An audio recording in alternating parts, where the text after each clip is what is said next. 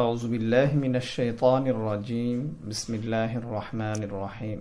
আমরা সকলেই জানি মুসলিমদের জীবন ইসলাম অনুযায়ী পরিচালনার জন্যে আল্লাহ রাব্বুল আলামিনের রাসূল বিদায় হজের ভাষণে দুইটি জিনিসকে ভিত্তি করে গিয়েছেন। রাসূলুল্লাহ সাল্লাল্লাহু আলাইহি ওয়াসাল্লাম তার বিদায় হজের ভাষণে বলেছিলেন যে আমি তোমাদের জন্যে দুইটি জিনিস রেখে যাচ্ছি। যতদিন তোমরা এই দুইটি জিনিসকে আঁকড়ে থাকবে তোমরা পথভ্রষ্ট হবে না, গোমরাহিতে নিমজ্জিত হবে না। সেই দুইটি জিনিস হচ্ছে পবিত্র কোরআন এবং রাসূলুল্লাহ সাল্লাল্লাহু আলাইহি ওয়াসাল্লামের জীবন আদর্শ তথা হাদিস। মানুষদের কাছে হাদিসকে সহজতরভাবে উপস্থাপন করার লক্ষ্য নিয়ে আমরা হাদিসের অডিও সংস্করণের চিন্তা করছি।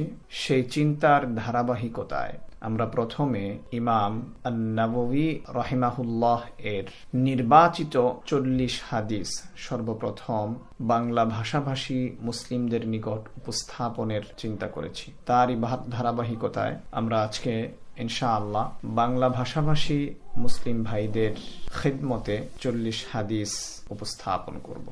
হাদিস নাম্বার 1, আমিরুল মুমিনিন আবু হাফস ওমর ইবনে আল খাত্তাব রাদিয়াল্লাহু আনহু হতে বর্ণিত হয়েছে, তিনি বলেছেন, আমি রাসূলুল্লাহ সাল্লাল্লাহু আলাইহি ওয়াসাল্লামকে বলতে শুনেছি, সমস্ত কাজের ফলাফল নির্ভর করে নিয়তের উপর, আর প্রত্যেক ব্যক্তি যা নিয়ত করেছে তাই পাবে। সুতরাং যে ব্যক্তি আল্লাহ ও তার রাসূলের জন্য হিজরত করেছে তার হিজরত আল্লাহ ও তার রাসূলের দিকে হয়েছে, আর যার হিজরত দুনিয়া তথা পার্থিব বস্তু আহরণ করার জন্য অথবা মহিলাকে বিয়ে করার জন্য হয়েছে তার হিজরত সে জন্যে বিবেচিত হবে যে জন্যে সে হিজরত করেছে। হাদিসটি সহিহ আল বুখারীর 1 নম্বর হাদিস এবং সহিহ মুসলিমের 1907 নম্বর হাদিসে বর্ণিত হয়েছে। হাদিস নাম্বার 2, ওমর রাদিয়াল্লাহু আনহু হতে বর্ণিত হয়েছে, তিনি বলেন, একদিন আমরা রাসূলুল্লাহ সাল্লাল্লাহু আলাইহি ওয়াসাল্লামের নিকট বসেছিলাম।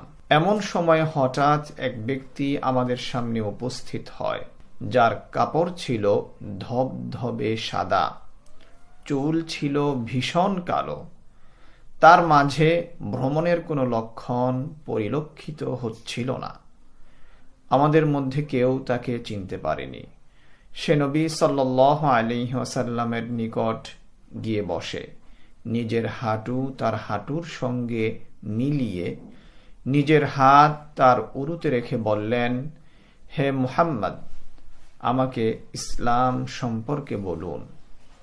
রাসূলুল্লাহ সাল্লাল্লাহু আলাইহি ওয়াসাল্লাম বললেন, ইসলাম হচ্ছে এই, তুমি সাক্ষ্য দাও যে আল্লাহ ছাড়া আর কোনো সত্য ইলাহ নেই এবং মুহাম্মদ সাল্লাল্লাহু আলাইহি ওয়াসাল্লাম আল্লাহর রাসূল। সালাত প্রতিষ্ঠা করো, যাকাত আদায় করো, রমাদানে সওম সাধনা করো এবং যদি সামর্থ্য থাকে তবে আল্লাহর ঘরের হজ করো।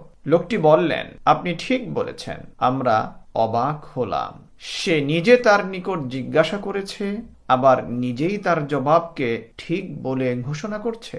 এরপর বলল, আচ্ছা, আমাকে ঈমান সম্পর্কে বলুন। রাসূল সাল্লাল্লাহু আলাইহি ওয়াসাল্লাম বললেন, তা হচ্ছে এই, আল্লাহ, তার ফেরেশতাগণ, তার কিতাব সমূহ, তার রাসূলগণ ও আখিরাতের উপর ঈমান আনা এবং তাকদীরের ভালো মন্দের উপর ঈমান আনা। সে তথা আগন্তুক লোকটি বলল, আপনি ঠিক বলেছেন। তারপর প্রশ্ন করল, আমাকে ইহসান সম্পর্কে বলুন। রাসূল সাল্লাল্লাহু আলাইহি ওয়াসাল্লাম বলেন, তা হচ্ছে এই, তুমি এমন ভাবে আল্লাহর ইবাদত করো যেন তুমি আল্লাহকে দেখতে পাচ্ছ, আর তুমি যদি তাকে দেখতে নাও পাও তবে তিনি তোমাকে দেখছেন। আগন্তুক লোকটি বলল, আমাকে কিয়ামত সম্পর্কে বলুন। রাসূল সাল্লাল্লাহু আলাইহি ওয়াসাল্লাম বললেন, যাকে জিজ্ঞাসা করা হচ্ছে সে জিজ্ঞাসাকারী অপেক্ষা বেশি কিছু জানে না। আগন্তুক লোকটি বলল, আচ্ছা, তার লক্ষণ সম্পর্কে বলুন। রাসূল সাল্লাল্লাহু আলাইহি ওয়াসাল্লাম বললেন, তা হচ্ছে এই: দাসী নিজের মালিককে জন্ম দেবে, সম্পদ ও বস্ত্রহীন রাখালগণ উঁচু উঁচু প্রাসাদে অহংকার করবে, তারপর ওই ব্যক্তি চলে যায় আর আমি আরো কিছুক্ষণ বসে থাকি। তখন তিনি তথা রাসূল সাল্লাল্লাহু আলাইহি ওয়াসাল্লাম আমাকে বললেন, হে ওমর, প্রশ্নকারী কে ছিলেন তুমি কি জানো? আমি বললাম, আল্লাহ ও তার রাসূল অধিক ভালো জানেন। তিনি বললেন, তিনি হলেন জিবরিল, তোমাদেরকে তোমাদের দ্বীন শিক্ষা দিতে তোমাদের কাছে এসেছিলেন। হাদিস নাম্বার 3। আবু আব্দুর রহমান আব্দুল্লাহ ইবনে ওমর ইবনে আল খাত্তাব রাদিয়াল্লাহু আনহুমা হতে বর্ণিত, তিনি বলেছেন, আমি রাসূলুল্লাহ সাল্লাল্লাহু আলাইহি ওয়াসাল্লামকে বলতে শুনেছি, 5টি জিনিসের উপর ইসলামের বুনিয়াদ রাখা হয়েছে: সাক্ষ্য দেয়া যে আল্লাহ ব্যতীত অন্য কোনো সত্য মাবুদ নেই এবং মুহাম্মদ আল্লাহর রাসূল, সালাত কায়েম করা, যাকাত আদায় করা, আল্লাহর ঘরের হজ করা এবং রমাদানের সওম পালন করা। হাদিসটি বুখারী শরীফের 8 নম্বর এবং মুসলিম শরীফের 21 নম্বর হাদিসে রয়েছে। হাদিস নাম্বার 4। আবু আব্দুর রহমান আব্দুল্লাহ ইবনে মাসউদ রাদিয়াল্লাহু আনহু হতে বর্ণিত হয়েছে, তিনি বলেছেন, রাসূলুল্লাহ সাল্লাল্লাহু আলাইহি ওয়াসাল্লাম, যিনি সত্যবাদী ও যার কথাকে সত্য বলে মেনে নেওয়া হয়, তিনি আমাদেরকে বলেছেন, তোমাদের সকল সৃষ্টি নিজের মায়ের পেটে 40 দিন যাবৎ শুক্র রূপে জমা হওয়ার মাধ্যমে শুরু হতে থাকে। পরবর্তী 40 দিন জমাট বাঁধা রক্ত রূপে থাকে। পরবর্তী 40 দিন মাংসপিণ্ডে রূপ নেয়। তারপর তার কাছে ফিরিস্তা পাঠানো হয়। অতঃপর সে তার মধ্যে রূহ প্রবেশ করায় এবং তাকে 4টি বিষয় লিখে দেওয়ার জন্য হুকুম দেয়া হয়: 1 তার রুজি, 2 তার বয়স, 3 তার কাজ এবং 4 সে কি সৌভাগ্যবান না হতভাগা। অতএব আল্লাহর কসম, যিনি ছাড়া আর কোনো সত্য ইলাহ নেই, তোমাদের মধ্যে একজন জান্নাতবাসীর মতো কাজ করে, এমনকি তার ও জান্নাতের মধ্যে মাত্র 1 হাত ব্যবধান থাকে। এ অবস্থায় তার লিখন তার উপর প্রভাব বিস্তার করে বলে সে জাহান্নামবাসীর মতো কাজ শুরু করে এবং তার ফলে তাতে প্রবেশ করে। এবং তোমাদের মধ্যে অপর এক ব্যক্তি জাহান্নামীদের মতো কাজ শুরু করে দেয়, এমনকি তার ও জাহান্নামের মধ্যে মাত্র 1 হাত ব্যবধান থাকে। এই অবস্থায় তার লিখন তার উপর প্রভাব বিস্তার করে বলে সে জান্নাতবাসীদের মতো কাজ শুরু করে আর সে তাতে প্রবেশ করে। হাদিসটি বুখারী শরীফের 3208 এবং মুসলিম শরীফের 2643 নম্বর হাদিসে বর্ণিত হয়েছে। হাদিস নাম্বার 5। উম্মুল মুমিনিন আয়েশা রাদিয়াল্লাহু আনহা হতে বর্ণিত হয়েছে, তিনি বলেন, রাসূলুল্লাহ সাল্লাল্লাহু আলাইহি ওয়াসাল্লাম বলেছেন, যে আমাদের দ্বীনের মধ্যে এমন কোনো নতুন বিষয় সংযুক্ত করবে যা তার অংশ নয়, তা প্রত্যাখ্যাত হবে, অর্থাৎ তা গ্রহণযোগ্য হবে না। বুখারী শরীফের 2697 এবং মুসলিম শরীফের 1718 নম্বর হাদিসে হাদিসটি বর্ণিত হয়েছে। মুসলিমের বর্ণনার ভাষা হলো এই যে ব্যক্তি এমন কাজ করবে যা আমাদের দ্বীনে নেই, তা গ্রহণযোগ্য হবে না, অর্থাৎ প্রত্যাখ্যাত হয়ে যাবে। হাদিস নাম্বার 6। আবু আব্দুল্লাহ আন নু'মান ইবনে বাশির রাদিয়াল্লাহু আনহু হতে বর্ণিত, তিনি বলেছেন, আমি রাসূলুল্লাহ সাল্লাল্লাহু আলাইহি ওয়াসাল্লামকে বলতে শুনেছি, নিঃসন্দেহে হালাল সুস্পষ্ট এবং হারাম ও সুস্পষ্ট। আর এ দুয়ের মধ্যে কিছু সন্দেহজনক বিষয় আছে যা অনেকে জানে না। অতএব যে ব্যক্তি সন্দিহান বিষয় হতে নিজেকে রক্ষা করেছে সে নিজের দ্বীনকে পবিত্র করেছে এবং নিজের সম্মানকেও রক্ষা করেছে। আর যে ব্যক্তি সন্দেহযুক্ত বিষয়ে পতিত হয়েছে সে হারামে পতিত হয়েছে। তার অবস্থা সেই রাখালের মতো যে নিষিদ্ধ চারণভূমির চারপাশে গবাদি পশু চরায় আর সর্বদা এই আশঙ্কায় থাকে যে যে কোনো সময় কোনো পশু তার মধ্যে প্রবেশ করে চরতে আরম্ভ করবে।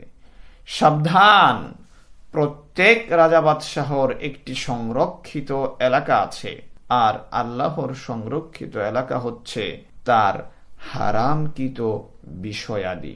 সাবধান, নিশ্চয়ই শরীরের মধ্যে একটি মাংসপিণ্ড আছে, যখন তা ঠিক থাকে তখন সমস্ত শরীর ঠিক থাকে, আর যখন তা নষ্ট হয়ে যায় তখন গোটা দেহ নষ্ট হয়ে যায়, আর এটা হচ্ছে কলব তথা হৃৎপিণ্ড। হাদিসটি বুখারী শরীফের 52 এবং মুসলিম শরীফের 1599 নম্বর হাদিসে বর্ণিত হয়েছে। হাদিস নাম্বার 7। আবু রুকাইয়া তামিম ইবনে আউস আদ-দারি রাদিয়াল্লাহু আনহু হতে বর্ণিত হয়েছে, নবী সাল্লাল্লাহু আলাইহি ওয়াসাল্লাম বলেছেন, দিন হচ্ছে শুভ কামনা। আমরা জিজ্ঞেস করলাম কার জন্য? তিনি বললেন, আল্লাহ, তার কিতাবের, তার রাসূলের, মুসলিম নেতাদের এবং সকল মুসলিমের জন্য কল্যাণ কামনা। হাদিসটি মুসলিম শরীফের 55 নম্বর হাদিসে বর্ণিত হয়েছে। হাদিস নাম্বার 8। ইবনে ওমর রাদিয়াল্লাহু আনহুমা হতে বর্ণিত, রাসূলুল্লাহ সাল্লাল্লাহু আলাইহি ওয়াসাল্লাম বলেছেন, আমাকে হুকুম দেওয়া হয়েছে ততক্ষণ পর্যন্ত মানুষের সঙ্গে লড়াই করতে যতক্ষণ পর্যন্ত না তারা এ কথার সাক্ষ্য দেয় যে আল্লাহ ছাড়া আর কোনো সত্য ইলাহ নেই এবং মুহাম্মদ সাল্লাল্লাহু আলাইহি ওয়াসাল্লাম আল্লাহর রাসূল, আর তারা সালাত কায়েম করে ও যাকাত দেয়। যদি তারা এরূপ করে তবে তারা আমার হাত থেকে নিজেদের জীবন ও সম্পদ রক্ষা করে নেবে। অবশ্য ইসলামের হক যদি তা দাবি করে তবে আলাদা কথা, আর তাদের হিসাব নেয়ার দায়িত্ব আল্লাহর উপর ন্যস্ত। বুখারী 25 এবং মুসলিম শরীফের 22 নম্বর হাদিসে হাদিসটি বর্ণিত হয়েছে। হাদিস নাম্বার 9। আবু হুরায়রা আব্দুর রহমান ইবনে সাখর রাদিয়াল্লাহু আনহু হতে বর্ণিত হয়েছে, তিনি বলেছেন, আমি রাসূলুল্লাহ সাল্লাল্লাহু আলাইহি ওয়াসাল্লামকে বলতে শুনেছি, আমি তোমাদেরকে যেসব বিষয় নিষেধ করেছি তা থেকে বিরত থাকো, আর যেসব বিষয়ে আদেশ করেছি যথাসম্ভব তা পালন করো। বেশি বেশি প্রশ্ন করা আর নবীদের সাথে মতবিরোধ করা তোমাদের পূর্ববর্তী লোকদের ধ্বংস করে দিয়েছে। বুখারী 7288 এবং মুসলিমের 1337 নম্বর হাদিসে হাদিসটি বর্ণিত হয়েছে। হাদিস নাম্বার 10। আবু হুরায়রা রাদিয়াল্লাহু আনহু হতে বর্ণিত হয়েছে, তিনি বলেছেন, রাসূলুল্লাহ সাল্লাল্লাহু আলাইহি ওয়াসাল্লাম বলেছেন, আল্লাহ তাআলা পাক পবিত্র, তাই তিনি কেবল পবিত্র জিনিসই কবুল করে থাকেন।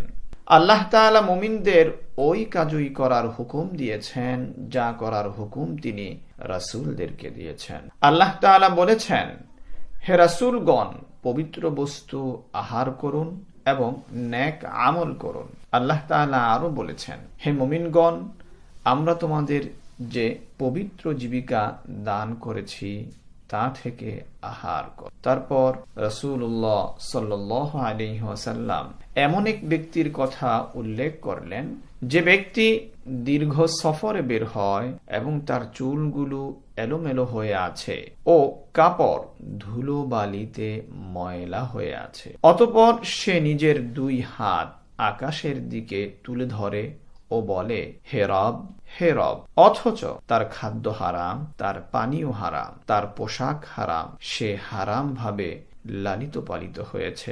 এ অবস্থায় কেমন করে তার দোয়া কবুল হতে পারে? হাদিসটি মুসলিম শরীফের 1015 নম্বর হাদিস। হাদিস নাম্বার 11। রাসূলুল্লাহ সাল্লাল্লাহু আলাইহি ওয়াসাল্লামের স্নেহাস্পদ দৌহিত্র আবু মুহাম্মদ হাসান ইবনে আলী ইবনে আবি তালিব রাদিয়াল্লাহু আনহুমা হতে বর্ণিত হয়েছে, তিনি বলেছেন, আমি রাসূলুল্লাহ সাল্লাল্লাহু আলাইহি ওয়াসাল্লামের নিকট হতে এ কথা শুনে স্মরণ রেখেছি যে সন্দেহযুক্ত বিষয় বর্জন করে সন্দেহমুক্ত বিষয় গ্রহণ করো।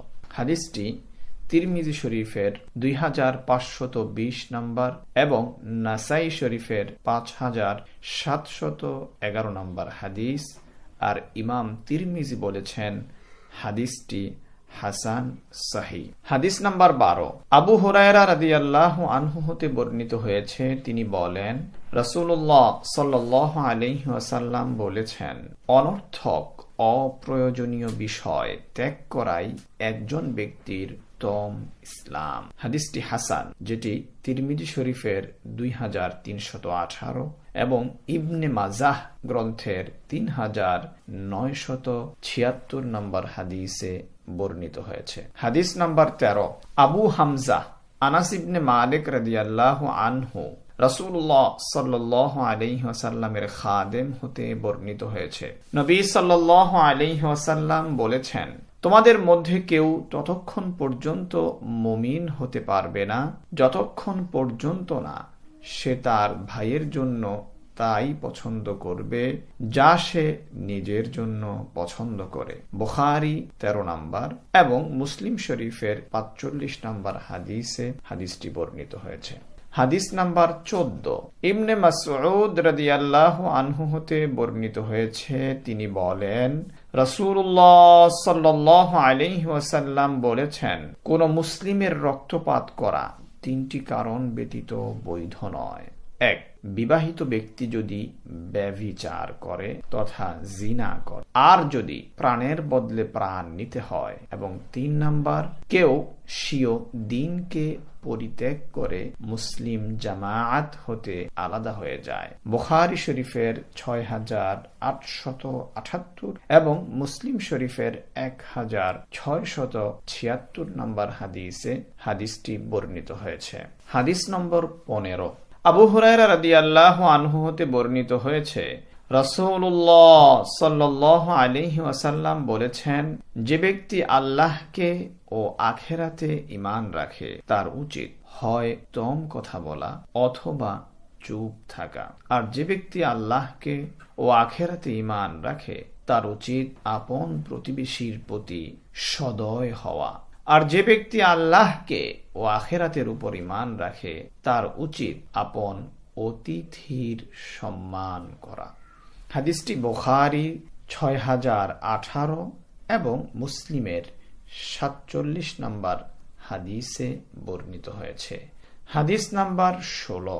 আবু হুরায়রা রাদিয়াল্লাহু আনহু হতে বর্ণিত হয়েছে, এক ব্যক্তি রাসূলুল্লাহ সাল্লাল্লাহু আলাইহি ওয়াসাল্লামকে বলল, আমাকে কিছু উপদেশ দিন। তিনি বললেন, রাগ করো না। লোকটি বারবার রাসূলের নিকট উপদেশ চায়, আর রাসূলুল্লাহ সাল্লাল্লাহু আলাইহি ওয়াসাল্লাম বলেন, রাগ করো না। বুখারী শরীফের 6116 নম্বর হাদিসে হাদিসটি বর্ণিত হয়েছে। হাদিস নাম্বার 17। আবু ইয়ালা সাদ্দাদ ইবনে আউস রাদিয়াল্লাহু আনহু হতে বর্ণিত হয়েছে, রাসূলুল্লাহ সাল্লাল্লাহু আলাইহি ওয়াসাল্লাম বলেছেন, নিঃসন্দেহে আল্লাহ সমস্ত জিনিস উত্তম পদ্ধতিতে করার বিধান করে দিয়েছেন। সুতরাং যখন তুমি হত্যা করবে তথা জবেহ করবে তখন উত্তম পদ্ধতিতে জবেহ করবে। যখন তুমি জবেহ করবে তখন উত্তম পদ্ধতিতে জবেহ করবে। তোমাদের প্রত্যেকের আপন ছুরি ধারালো করে নেওয়া উচিত ও যে জন্তুকে জবেহ করা হবে তার কষ্ট লাঘব করা উচিত। হাদিসটি মুসলিম শরীফের 1955 নম্বর হাদিসে বর্ণিত হয়েছে। আবু জার জুনদুব ইবনে জুনাদা এবং আবু আব্দুর রহমান মুআজ ইবনে জাবাল রাদিয়াল্লাহু আনহুমা হতে বর্ণিত আছে। তারা বলেন, রাসূলুল্লাহ সাল্লাল্লাহু আলাইহি ওয়াসাল্লাম বলেছেন, তুমি যেখানে যে অবস্থায় থাকো না কেন আল্লাহকে ভয় করো এবং প্রত্যেক মন্দ কাজের পর ভালো কাজ করো যা তাকে মুছে দেবে, আর মানুষের সঙ্গে ভালো ব্যবহার করো। হাদিসটি তিরমিজির 1987 নম্বর হাদিসে বর্ণিত হয়েছে এবং ইমাম তিরমিজি বলেছেন যে এটা হচ্ছে হাসান হাদিস। কোন কোন সংকলনে এটাকে হাসান এবং সহিহ বলা হয়েছে। হাদিস নম্বর 19, আবু আব্বাস আব্দুল্লাহ ইবনে আব্বাস রাদিয়াল্লাহু আনহু বর্ণনা করেছেন, একদিন আমি রাসূলুল্লাহ সাল্লাল্লাহু আলাইহি ওয়াসাল্লামের পিছনে ছিলাম। তিনি আমাকে বললেন, হে যুবক, আমি তোমাকে কয়েকটি কথা শেখাবো। আল্লাহকে সংরক্ষণ করবে তো তিনি তোমাকে সংরক্ষণ করবেন। আল্লাহকে স্মরণ করলে তাকে তোমার সামনেই পাবে। যখন কিছু চাইবে তো আল্লাহর কাছেই চাইবে, যখন সাহায্য চাইবে তো আল্লাহর কাছেই সাহায্য চাইবে। জেনে রেখো, সমস্ত মানুষ যদি তোমার কোনো উপকার করতে চায় তবে আল্লাহ তোমার জন্য যা নির্দিষ্ট করে দিয়েছেন তা ব্যতীত আর কোনো উপকার করতে পারবে না।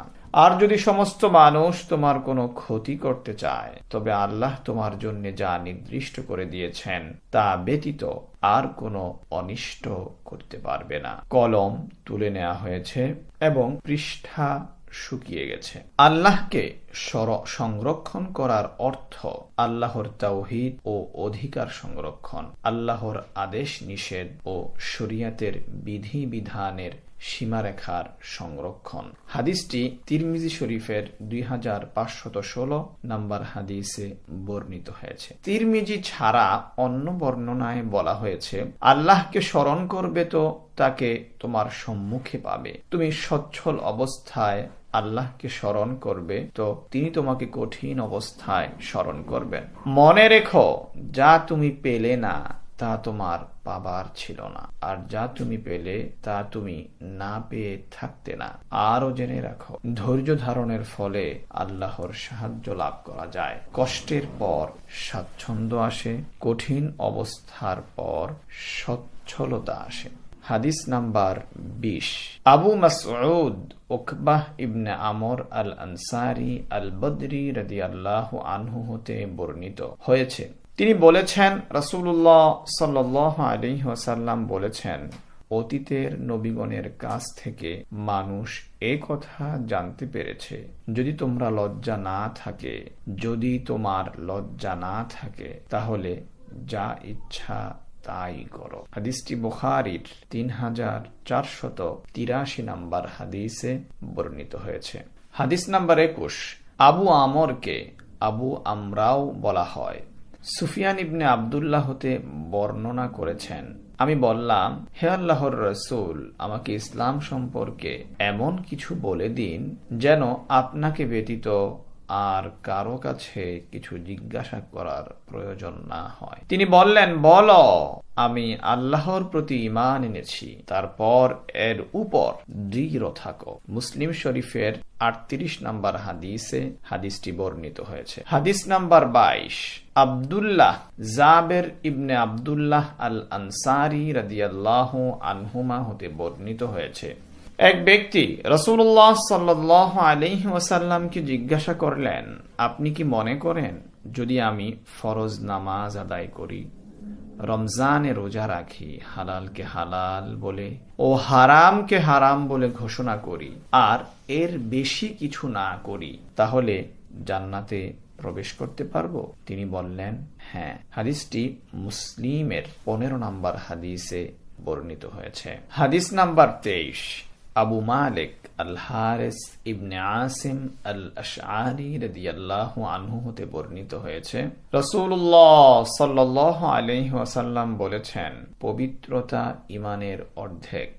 আলহামদুলিল্লাহ বললে পাল্লা পরিপূর্ণ করে দেয় এবং সুবহানাল্লাহ ওয়ালহামদুলিল্লাহ উভয়ে অথবা এর একটি আসমান ও জমিনের মাঝখান পূর্ণ করে দেয়। নামাজ হচ্ছে আলো, সাদকা হচ্ছে প্রমাণ, ধৈর্য হচ্ছে উজ্জ্বল আলো, আর কোরআন তোমার পক্ষে অথবা বিপক্ষে প্রমাণ। প্রত্যেক ব্যক্তি আপন আত্মার ক্রয় বিক্রয়ের মাধ্যমে সকাল শুরু করে, আর তা হয় তাকে মুক্ত করে অথবা তাকে ধ্বংস করে দেয়। মুসলিম শরীফের 223 নম্বর হাদিসে হাদিসটি বর্ণিত হয়েছে।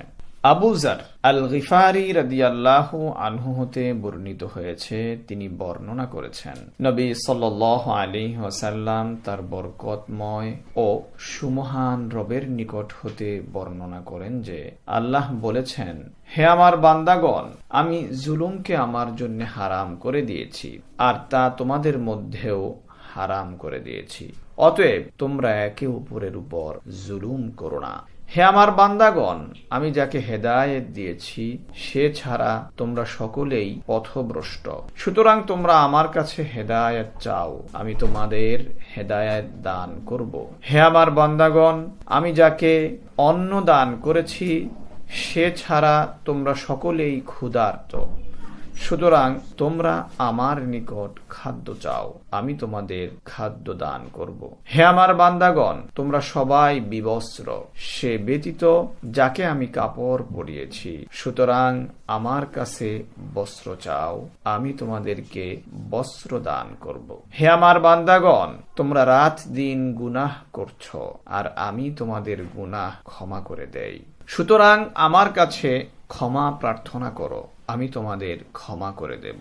হে আমার বান্দাগণ, তোমরা কখনোই আমার ক্ষতি করার সামর্থ্য রাখো না যে আমার ক্ষতি করবে, আর তোমরা কখনোই আমার ভালো করার ক্ষমতা রাখো না যে আমার ভালো করবে। হে আমার বান্দাগণ, তোমরা পূর্বাপর সকল মানুষ ও জিন যদি তোমাদের মধ্যে সবচেয়ে বড় মুত্তাকি ও পরহেজগার ব্যক্তির হৃদয়ের মতো হয়ে যায়, তবে তা আমার রাজত্বে কিছুই বৃদ্ধি করবে না। আমার বান্দাগণ, তোমাদের পূর্বাপর সকল মানুষ ও জিন যদি তোমাদের মধ্যে সবচেয়ে পাপী ব্যক্তির হৃদয়ের মতো হয়ে যায়, তবে তা আমার রাজত্বে কিছুই কমাতে পারবে না। হে আমার বান্দাগণ, তোমাদের পূর্বের ও তোমাদের পরের সকলে, তোমাদের সমস্ত মানুষ ও তোমাদের সমস্ত জিন যদি সবাই একই ময়দানে দাঁড়িয়ে আমার কাছে চায় এবং আমি সকলের চাওয়া পূরণ করে দেই, তবে আমার নিকট যা আছে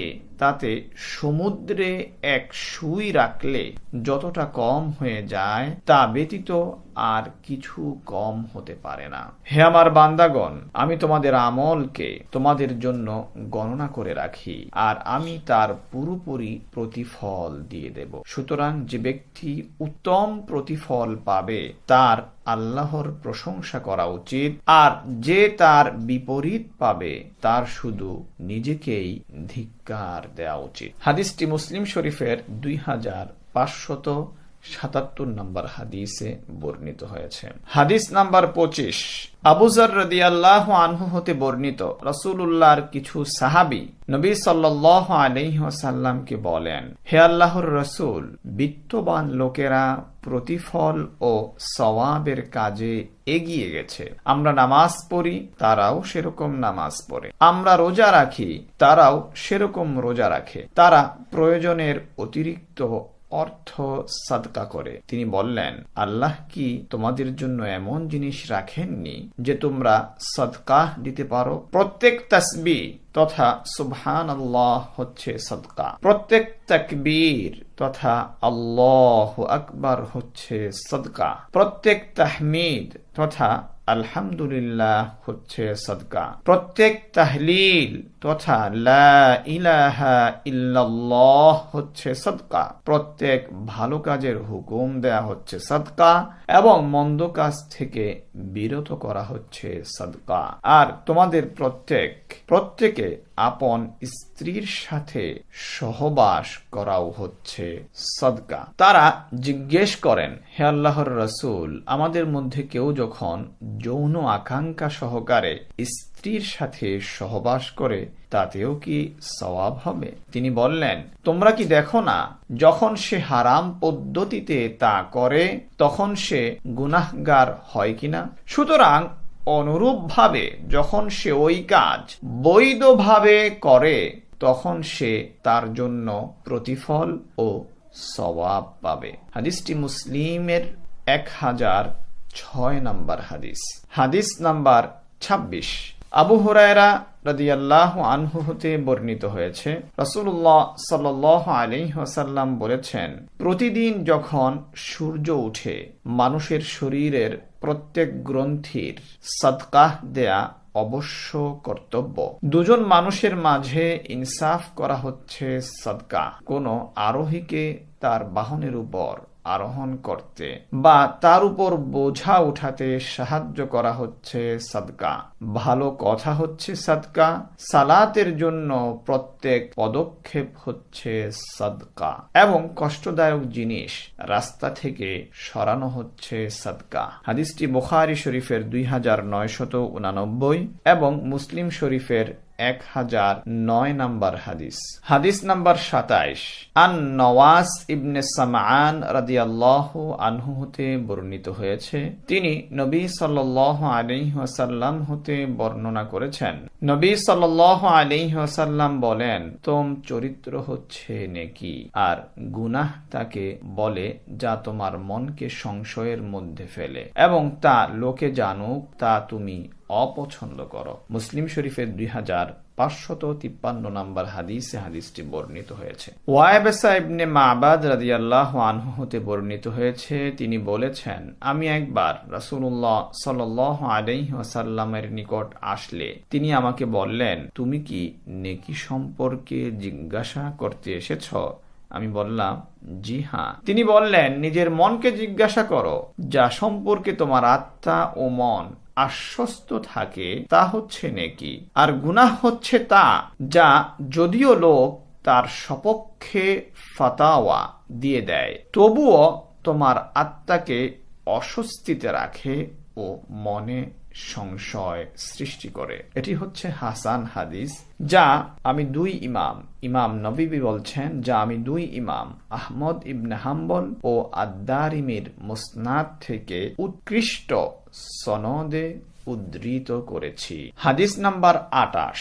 আবু নাজিহ আল ইরবাদ ইবনে সারিয়াহ রাদিয়াল্লাহু আনহু হতে বর্ণিত হয়েছে, তিনি বলেন, রাসূলুল্লাহ সাল্লাল্লাহু আলাইহি ওয়াসাল্লাম এক বক্তৃতায় আমাদের উপদেশ দান করেন যাতে আমাদের অন্তর ভীত হয়ে পড়ে ও আমাদের চোখে পানি এসে যায়। আমরা নিবেদন করি, হে আল্লাহর রাসূল, মনে হচ্ছে বিদায়কালীন উপদেশ, আপনি আমাদেরকে ওসিয়ত করুন। তিনি বললেন, আমি তোমাদের মহান আল্লাহকে ভয় করতে ওসিয়ত করছি আর আনুগত্য দেখাতে ওসিয়ত করছি। যদি কোনো গোলামও তোমাদের শাসক হয় তবুও। তোমাদের মধ্যে যারা বেঁচে থাকবে তারা অনেক মতবিরোধ দেখবে, সুতরাং তোমরা আমার সুন্নাত ও হেদায়াত প্রাপ্ত খোলাফায়ে রাশিদিনের পদ্ধতি মেনে চলো। তা দাঁত দিয়ে অর্থাৎ খুব শক্তভাবে ধরে রাখো আর অভিনব বিষয় সম্পর্কে সাবধান থাকো, কারণ প্রত্যেক অভিনব বিষয় হচ্ছে বিদআত, প্রত্যেক বিদআত হচ্ছে গোমরাহি এবং প্রত্যেক গোমরাহির পরিণাম হচ্ছে জাহান্নামের আগুন। আবু দাউদ তার 4607 ও ইমাম তিরমিজি তার 266 নম্বর হাদিসে হাদিসটি বর্ণনা করেছেন। হাদিস নাম্বার 29। মুয়াজ ইবনে জাবাল রাদিয়াল্লাহু আনহু হতে বর্ণিত হয়েছে, তিনি বলেছেন, আমি নিবেদন করি, হে আল্লাহর রাসূল, আমাকে এমন কাজ বলুন যা আমাকে জান্নাতে নিয়ে যাবে এবং জাহান্নাম থেকে দূরে সরিয়ে দেবে। তিনি বললেন, তুমি এক বৃহৎ বিষয়ে প্রশ্ন করেছ, এটা তার জন্য খুবই সহজ, আল্লাহ যার জন্য সহজ করে দেন। তোমরা আল্লাহর ইবাদত করো, তার সঙ্গে কাউকে শরীক করো না, নামাজ প্রতিষ্ঠা করো, যাকাত দাও, রমজানে রোজা রাখো এবং কাবা ঘরে হজ করো। তারপর তিনি বলেন, আমি কি তোমাদের কল্যাণের দরজা দেখাবো না? রোজা হচ্ছে ঢাল, সাদকা গুনাহকে নিঃশেষ করে দেয় যেমন পানি আগুনকে নিভিয়ে দেয়। আর কোন ব্যক্তির গভীর রাতের নামাজ। তারপর তিনি পড়েন, তাতাজাফা জুনুবুহুম আনিল মাদাজি' হতে ইয়ালামুন পর্যন্ত আয়াতটি, যার অর্থ হলো তারা শয্যা পরিত্যাগ করে তাদের রবকে ভয়ে ও আশায় ডাকে এবং আমি তাদেরকে যে রিজিক দিয়েছি তা থেকে ব্যয় করে। তাদের কর্মের জন্য যে চক্ষু শীতলকারী প্রতিফল রক্ষিত আছে তা তাদের কেউই জানে না। যা সূরা আস-সাজদার 16 এবং 17 নম্বর আয়াত। তিনি আবার বলেন, আমি তোমাদের কর্মের মূল এবং তার স্তম্ভ ও তার সর্বোচ্চ চূড়া বলবো কি? আমি নিবেদন করি, হে আল্লাহর রাসূল, অবশ্যই বলুন। তিনি বললেন, কর্মের মূল হচ্ছে ইসলাম, তার স্তম্ভ হচ্ছে নামাজ এবং তার সর্বোচ্চ চূড়া হচ্ছে জিহাদ।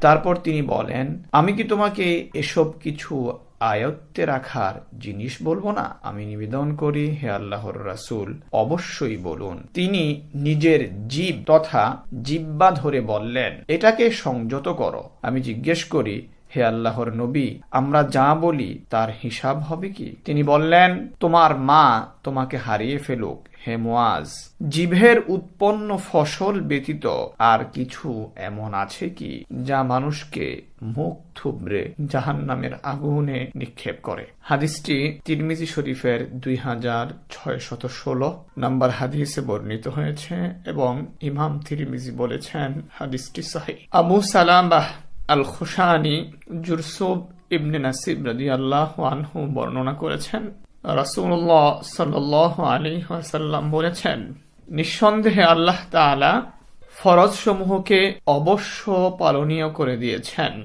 সুতরাং তা অবহেলা করো না। তিনি সীমা নির্দিষ্ট করে দিয়েছেন, সুতরাং তা লঙ্ঘন করো না, এবং কিছু জিনিস হারাম করেছেন, সুতরাং তা অমান্য করো না।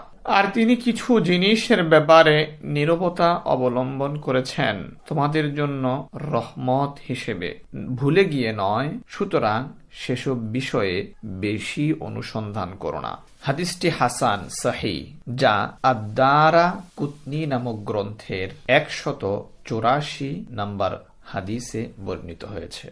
হাদিস নাম্বার 31। আবু আব্বাস সাহল ইবনে সাদ আস-সাইদি রাদিয়াল্লাহু আনহু তে বর্ণিত, তিনি বলেছেন, এক ব্যক্তি নবী সাল্লাল্লাহু আলাইহি ওয়াসাল্লামের নিকট উপস্থিত হয়ে বলল, হে আল্লাহর রাসূল, আমাকে এমন কাজ বলুন যা করলে আল্লাহ আমাকে ভালোবাসেন, লোকেরাও আমাকে ভালোবাসে। তখন তিনি বললেন, তুমি দুনিয়ার প্রতি অনুরাগী হবে না, তাহলে আল্লাহ তোমাকে ভালোবাসবেন, আর মানুষের কাছে যা আছে তার ব্যাপারে আগ্রহী হবে না, তাহলে মানুষও তোমাকে ভালোবাসবে। ইবনে মাজাহ নামক গ্রন্থের 4102 নম্বর হাদিস এটি। হাদিস নাম্বার 32। আবু সাঈদ সাদ ইবনে মালিক ইবনে সিনান আল খুদরি রাদিয়াল্লাহু আনহু হতে বর্ণিত, রাসূলুল্লাহ সাল্লাল্লাহু আলাইহি ওয়াসাল্লাম বলেছেন, ক্ষতি করা উচিত নয় আর ক্ষতির সম্মুখীন হওয়াও উচিত নয়। হাদিসটি হাসান। এটি কি ইবনে মাজাহ তার হাদিস নং 2341 নম্বর হাদিসে বর্ণনা করেছেন। হাদিস নাম্বার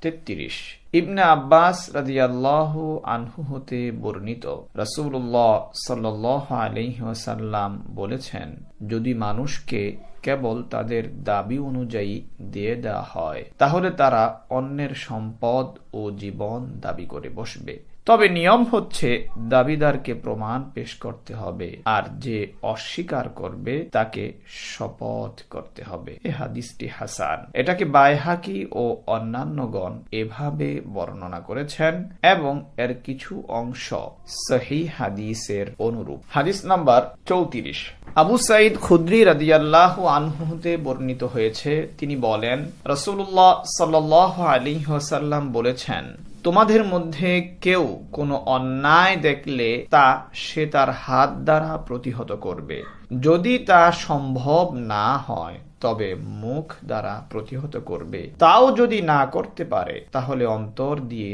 তা ঘৃণা করবে, আর এ হচ্ছে অন্তর দিয়ে প্রতিহত করা দুর্বলতম ঈমান। হাদিসটি মুসলিম শরীফের 49 নম্বর হাদিসে বর্ণিত হয়েছে। হাদিস নাম্বার 35।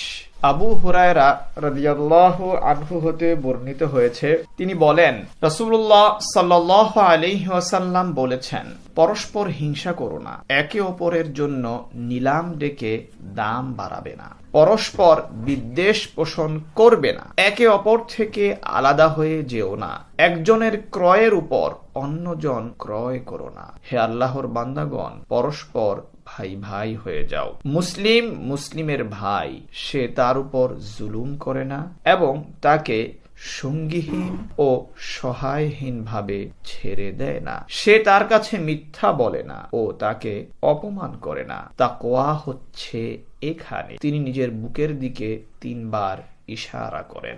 কোন মানুষের জন্য এতটুকু মন্দ যথেষ্ট যে সে আপন মুসলিম ভাইকে নীচ ও হীন মনে করে। এক মুসলিমের রক্ত, সম্পদ ও মান সম্মান অন্য মুসলিমের জন্য হারাম। হাদিসটি মুসলিম শরীফের 2564 নম্বর হাদিসে বর্ণিত হয়েছে। হাদিস নাম্বার 36। আবু হুরায়রা রাদিয়াল্লাহু আনহু হতে বর্ণিত হয়েছে, নবী সাল্লাল্লাহু আলাইহি ওয়াসাল্লাম বলেছেন, যে ব্যক্তি দুনিয়াতে কোনো মুমিনের দুঃখ দূর করে দেয়, আল্লাহ কিয়ামতের দিন তার দুঃখ দূর করে দেবেন। যে ব্যক্তি কোনো বিপদগ্রস্ত ব্যক্তির বিপদ দূর করে দেয়, আল্লাহ দুনিয়াতে ও আখিরাতে তার বিপদ দূর করে দিবেন। যে ব্যক্তি কোনো মুসলিমের দোষ ত্রুটি গোপন রাখবে, আল্লাহ দুনিয়া ও আখিরাতে তার দোষ ত্রুটি গোপন রাখবেন। যে বান্দা আপন ভাইকে সাহায্য করবে, আল্লাহ সে বান্দাকে সাহায্য করবেন। যে ব্যক্তি জ্ঞান অর্জনের জন্য কোন রাস্তা গ্রহণ করে, তার ওসিলায় আল্লাহ তার জন্যে জান্নাতের রাস্তা সহজ করে দিবেন। যে লোক আল্লাহর ঘর সমূহের মধ্যে কোনো ঘরে অর্থাৎ মসজিদে সমবেত হবে, কোরআন পড়বে, সকলে মিলিত হয়ে তার শিক্ষা নেবে ও দেবে, তাদের উপর অবশ্যই প্রশান্তি অবতীর্ণ হবে, রহমত তাদের ঢেকে নেবে, ফেরেশতাগণ তাদের ঘিরে থাকবে, আর আল্লাহ তাদের কথা এমন সকলের মধ্যে উল্লেখ করবেন যারা তার কাছে উপস্থিত। যে ব্যক্তি তার আমলের কারণে পিছিয়ে পড়বে, তার বংশ পরিচয় তাকে এগিয়ে নিয়ে যেতে পারবে না। মুসলিম শরীফের 2699 নম্বর হাদিসে হাদিসটি বর্ণিত হয়েছে। হাদিস নম্বর 37। ইবনে আব্বাস রাদিয়াল্লাহু আনহু হতে বর্ণিত হয়েছে, রাসূলুল্লাহ সাল্লাল্লাহু আলাইহি ওয়াসাল্লাম তার রব হতে বর্ণনা করে যে, নিঃসন্দেহে আল্লাহ ভালো ও মন্দ কাজকে লিখে রেখেছেন। তারপর তিনি এ ব্যাখ্যা করেন, যে ব্যক্তি ভালো কাজের জন্য দৃঢ় সংকল্প করে কিন্তু তা সম্পন্ন করতে পারে না, তবু আল্লাহ তার জন্য পরিপূর্ণ নেকি লেখেন। আর দৃঢ় সংকল্প করে সে যদি তা সম্পন্ন করে, তবে আল্লাহ নিজের কাছে তার জন্য 10 নেকি থেকে 700 পর্যন্ত বরং তার চেয়েও বেশি নেকি লেখেন। এর বিপরীত, যদি কারো মন্দ কাজের বাসনা জাগে কিন্তু তা কাজে পরিণত না করে, আল্লাহ তার জন্য পরিপূর্ণ নেকি লেখেন। কিন্তু যদি সে তার কামনা বাসনাকে কাজে পরিণত করে, তবে তার জন্য একটি মন্দ কাজ লেখেন। বুখারী শরীফের 6491 এবং মুসলিমের 131 নম্বর হাদিসে হাদিসটি বর্ণিত হয়েছে। আবু হুরায়রা রাদিয়াল্লাহু আনহু হতে বর্ণিত, যেটি 38 নম্বর হাদিস, তিনি বলেন, রাসূলুল্লাহ সাল্লাল্লাহু আলাইহি ওয়াসাল্লাম বলেছেন, আল্লাহ তাআলা বলেছেন, যে ব্যক্তি আমার কোনো বন্ধুর সঙ্গে শত্রুতা করে, আমি তার বিরুদ্ধে যুদ্ধ ঘোষণা করেছি। আমি যা তার উপর ফরজ করেছি, আমার বান্দা তা ব্যতীত অন্য কোনো পছন্দসই জিনিসের দ্বারা আমার অধিক নিকটবর্তী হতে পারে না।